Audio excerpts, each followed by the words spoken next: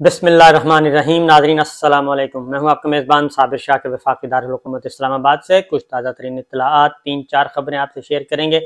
पहली खबर जो है वो हम शहीद अरशद शरीफ की लेंगे। शहीद अरशद शरीफ हमारे दोस्त, हमारे प्यारे भाई, जिनको कत्ल किया गया था, टारगेट किलिंग की गई थी और ये इब्तदाई तहकीकात में अब साबित शुदा हकीकत है। उनकी तहकीकात में कुछ रुकावटें आ रही हैं, कुछ हर्डल्स क्रिएट की जा रही हैं।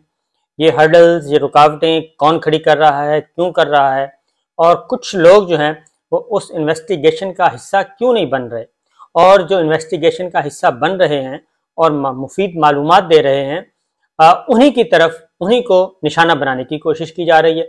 बल्कि प्लानिंग की जा रही है कि ये कत्ल किसी न किसी के खाते में डाल दें ताकि हकीकत छुप सके और हकीकत तक कोई पहुंच ना सके। जबकि हमारी इत्तला के मुताबिक जो JIT है, 2 मेंबर्स की कमेटी जो बनाई गई है, वो आहिस्ता आहिस्ता काम कर रही है। आहिस्ता आहिस्ता से मुराद है कि वो काम कर रही है लेकिन चीज़ों को कलेक्ट कर रही है, कुछ शवाहिद को कलेक्ट कर रही है, वो किसी नतीजे पर पहुंचना चाहती है। उन्होंने एक खाका तैयार किया हुआ है, उस खाके के मुताबिक वो आगे बढ़ना चाहती है, लेकिन उसमें रुकावटें खड़ी की जा रही हैं। 2-3 चीज़ें आपके इल्म में लाना चाहूँगा, क्योंकि ये मामला कोई मामूली नहीं है, ये मामूली सान्या नहीं है। उसकी FIR अभी तक पाकिस्तान में, इस्लामाबाद में दर्ज नहीं हो सकी, और शहीद अरशद शरीफ की वालदा ने जो नाम तहकीकाती कमेटी को बताया था, वो नाम अभी तक मंजर आम पे नहीं आ सका, क्योंकि मतलब की चीज़ें तो बता दी जाती हैं ज़राए से, लेकिन जो असल मामलात हैं वो नहीं बताए जाते। अब शहीद अरशद शरीफ के मामले में जो चीज़ें सामने आई हैं वो मैं आपको तरतीब से बताता हूँ। एक ख़त जो है वो भी दुबई हुक्काम को लिखा गया है, उसमें भी काफ़ी डिटेल्स के साथ कुछ इन्फॉर्मेशन मांगी गई हैं और वो मुआवन साबित हो सकती हैं अगर दुबई हुकूमत उसमें ताउन करे तो शहीद अरशद शरीफ के मामले में जो FIR दर्ज करवाने वाली इंक्वायरी कमेटी कायम की गई है, उसके सामने कुछ लोग आने के लिए तैयार नहीं हैं और उस इन्वेस्टिगेशन का हिस्सा नहीं बन रहे, अवॉइड कर रहे हैं। और इसमें जो चीज़ें सामने आई हैं वो है कि FIR जो दर्ज करवाई गई थी उसमें शहीद अरशद शरीफ भी हैं, मैं भी हूँ, इमरान रियाज खान हैं, जमील फारूकी हैं, उसमें ये आपके आज़म सवाती साहब भी हैं, खावर घुमन हैं, हमाद यूसुफ हैं, इनके खिलाफ समी इब्राहिम हैं। इनके खिलाफ जो दर्जनों बीसियों FIR दर्ज करवाई गई, उनके मुद्दईयान, वो उनके मुद्दई कौन थे, दरखास्त गुजार कौन थे, उन सब को कमेटी ने तलब किया था और चारों IGs को कहा था, चारों सूबों की IGs को, कि ये डिटेल्स मुहैया करें और जो मुद्दई हैं जिन्होंने ये मुकदमात दर्ज करवाए हमारे खिलाफ, बशमूल शहीद अरशद शरीफ के खिलाफ, क्योंकि FIR जो दर्ज हैं वो मुश्तरका तौर पे, उनमें मेरा नाम भी है, शहीद अरशद शरीफ का भी है, समी इब्राहिम का भी है, कुछ और नाम है, इस तरीके से मुख्तलिफ FIR इज्तमाही तौर पर, इज्तमाही नाम लेके कटवाई गई हैं। उनकी डिटेल्स कौन है, उनके मुद्दई कौन है और उनको कैसे ख्याल आया, ये चीज़ें अभी तक वो मुद्दई नहीं आ रहे, क्योंकि मुद्दई कोई हो तो आए और मुद्दईयों को फिर समझाना पड़ेगा।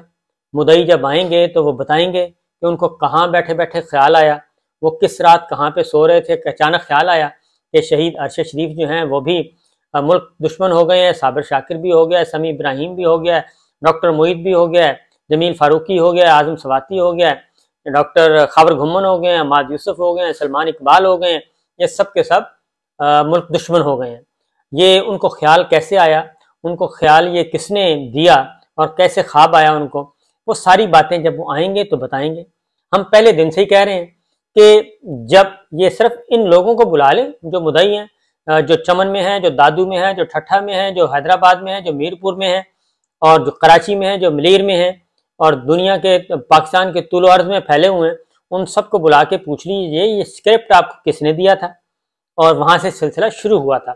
ये अप्रैल और मई के महीने से ये सिलसिला शुरू हुआ था। मई में शायद शुरू हुआ था, कुछ मुकदमात अप्रैल में दर्ज हुए थे और कुछ मई में दर्ज हुए थे। वहाँ से ये सिलसिला शुरू हुआ और दराज होता होता शहीद अरशद शरीफ के कत्ल पे जाके पहुँचा और जमील फारूकी की गिरफ्तारी पे पहुँचा। समी इब्राहिम बाल बाल बचे, इस्लामाबाद हाई कोर्ट ने बचाया उनको। इमरान रियाज खान, उनके साथ जो कुछ हुआ सबका सब हमारे सामने है और उसके शवाहिद हैं हमारे पास कि ये FIR किस कमरे में, किस बिल्डिंग में बैठ के फैसला किया गया कि इनको आपने डोज देनी है और फुल डोज देनी है। ये सारी बातें मौजूद हैं। तो वो अब वो कमेटी के सामने नहीं आ रहे, वो सारे के सारे लोग।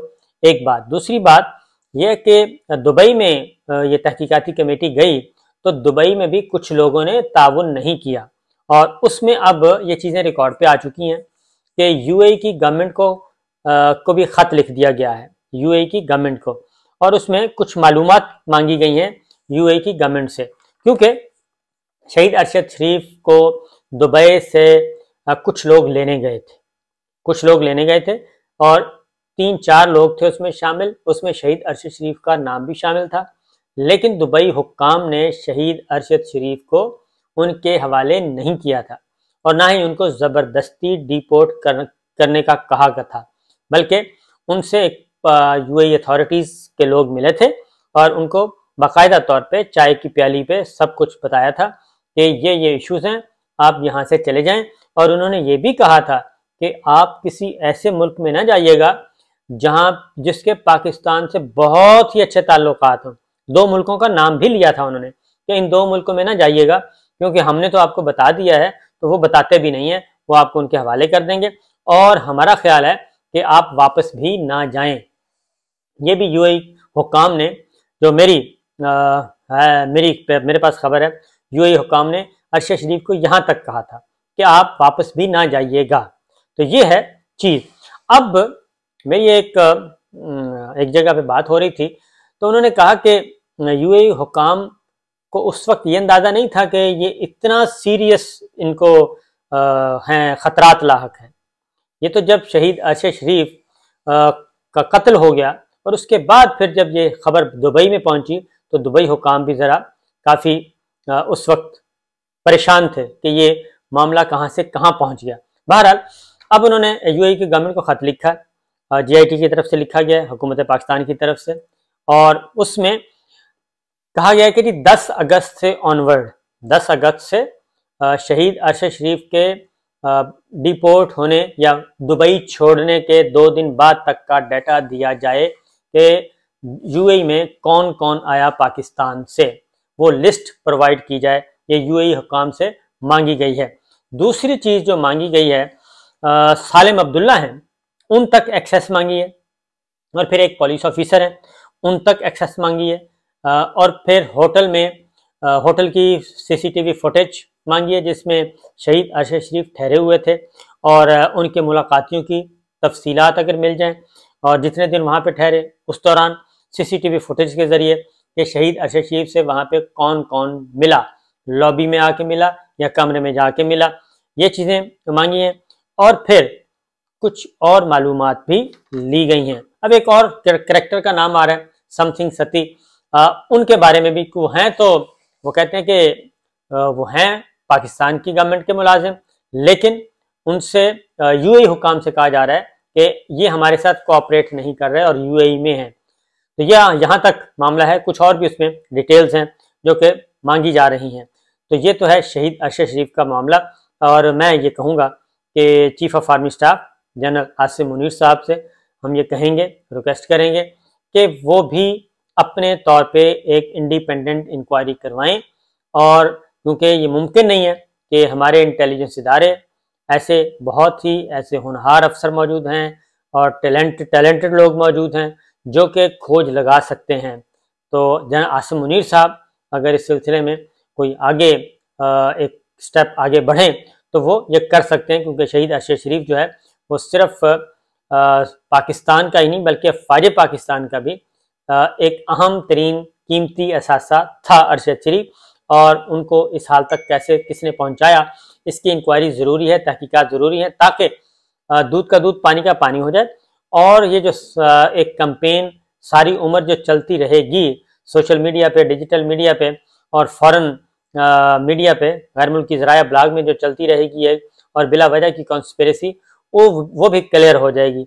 और अगर कोई जो भी इसमें मुलव्वस हैं, ये 2 भाई मुलव्वस हैं, पाकिस्तान में प्लानिंग हुई, पाकिस्तान में प्लानिंग नहीं हुई, 2 भाइयों तक मामला कहाँ तक पहुँचा, फिर शहीद अरशद शरीफ के जो कीमती सामान है, ख़ास तौर पे उनका लैपटॉप और दीगर जो उनके पास डाटा था, वो सारे का सारा किधर है? वो केनिया पुलिस के पास भी नहीं है, वो शहीद अरशद शरीफ को भी नहीं मिला, पाकिस्तान भी नहीं आया, रिकवर भी नहीं हुआ, और वो वहाँ से कैसे गायब हो गया?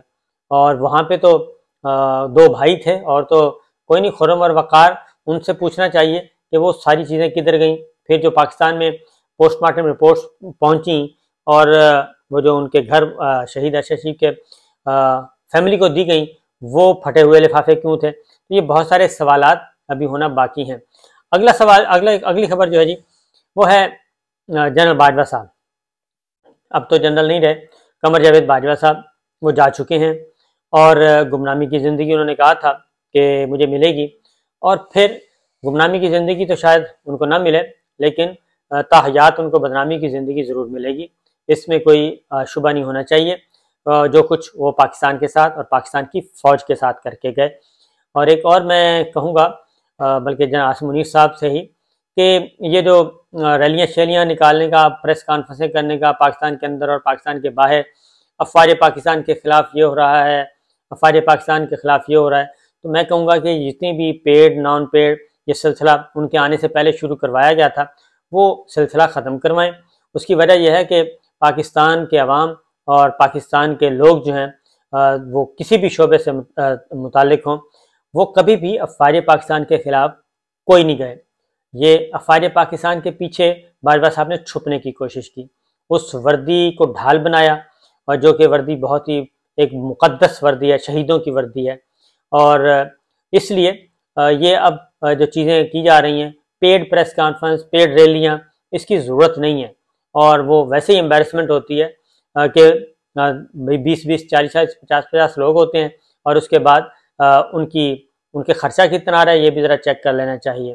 तो मेरा ख्याल है कि ये सूरत हाल है। फिर बाजवा साहब ने एक बात की अपनी आखिरी तकरीर में, जब वो छड़ी बादल नाखास्ता छड़ी देना चाह रहे थे, आखिरी तकरीर, उसमें उन्होंने एक बात की, और वो बड़ी ही बेहंगम और बेरब्त बात थी, और ज़ुबान भी लड़खड़ाई, और वो ये थी कि मैंने पसीना मांगा और उन्होंने मुझे खून दे दिया।